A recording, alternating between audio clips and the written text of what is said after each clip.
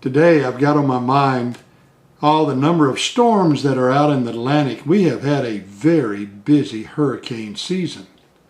We're already down to a storm named Vicky, which is at the bottom of the alphabet.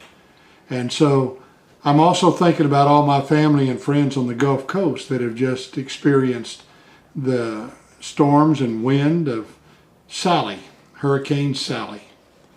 So as to my family and friends there along the Gulf Coast, the Panhandle of Florida, Mobile, and its environs, our love and prayers are with you. A lot of us have faced different types of storms in our lives, and yet sometimes we don't face them with the kind of faith that the Lord expects us to have. Now that kind of faith was exhibited in the 4th chapter of Mark. The Bible says that Jesus had been ministering all day long. And that evening came, he said to his disciples, "Let us go over to the other side of the Sea of Galilee." Leaving the crowd behind, they took him along just as he was. Just to stop here now, anytime you take Jesus along with you just as he is, you're in good hands. And the Bible says that as he was in the boat, there were other boats with him. A furious squall came up, and the waves broke over the boat, so that it was nearly swamped. Jesus was in the stern, sleeping on a cushion. The disciples woke him and said to him, "Teacher, don't you care if we drown?" He got up, rebuked the wind, and said to the waves, "Quiet, be still." Then the wind died down, and it was completely calm. He turned to his disciples, "Why are you so afraid? Do you still have no faith?" They were terrified and asked each other, "Who is this? Even the wind and the waves obey him." You know, sometimes I think for Jesus, it's easier to calm the storms of life on earth, in nature, than it is to calm the storms of life in our own personal lives. You face storms every day. If you haven't faced a storm recently, you will. Someone has said we're either going into a storm, we're in the midst of a storm, or we're coming out of one.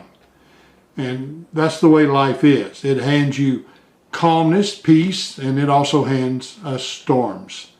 So Jesus can calm the storms around us, but the storms in our heart, the disquieted spirit, the lack of peace, the lack of that quiet temperament is something that requires a lot more diligence on behalf of our Creator God.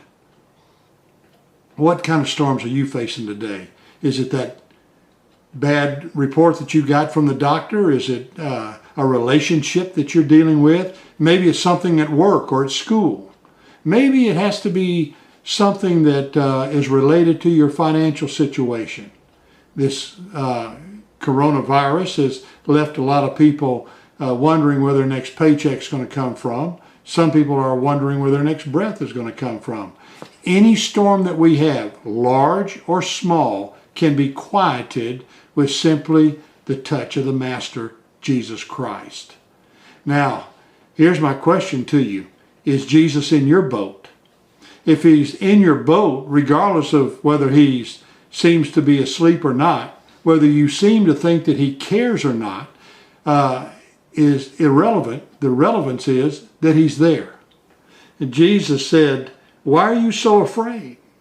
Do you still have no faith?" Do you still have no faith? In other words, why are you so concerned or upset, or why is your spirit so disquieted? Why is there such a turmoil in your heart with any news or any circumstance or situation that you're facing? If Jesus is there, that's enough. The psalmist said it this way in Psalms 107. "Then they cried out to the Lord in their trouble, and he brought them out of their distress. He stilled the storm to a whisper. The waves of the sea were hushed. They were glad when it grew calm, and he guided them to their desired haven." You see, Jesus is in the storm with us. The prophet Nahum, chapter 1, verse 3, said it this way: His way is in the whirlwind and the storm.